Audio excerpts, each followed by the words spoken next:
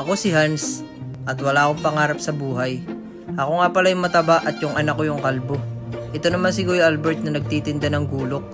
Kaya huwag kayong paloko-loko dahil baka tagain kayo niyan.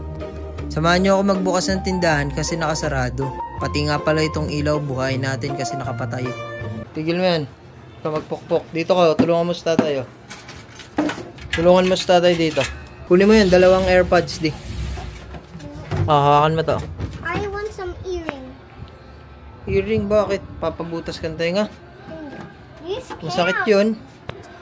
This can't be. Saan nga natin tayo de-deliver? Sa Candelaria. Candelaria.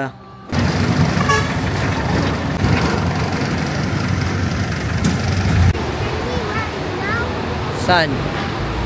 Downtown sa PRC yan.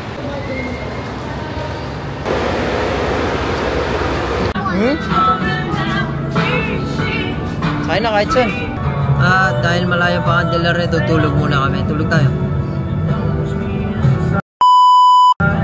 At nandito na tayo agad. Di.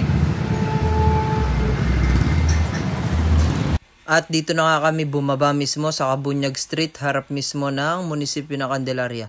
Bababa lang kami dahil CPE laboratory lang ang deliver namin. Let's go! Saan mo gusto kumain? Doon sa... Saan? Ay, di may playground pala sila. No? Hindi pwede.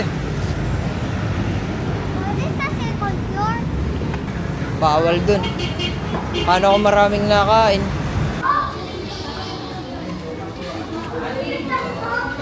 Mag-pray. Mag-pray.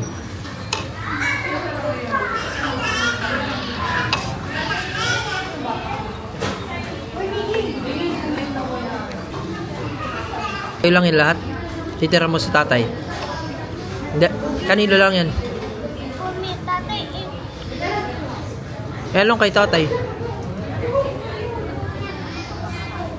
Ito? Wala na yan eh. Ano kay tatay? Anong kay tatay? Gravy. What we gonna ride? Bus ulit. Ba't anong gusto mo? Uy, anong gusto mo sakyan? Bus.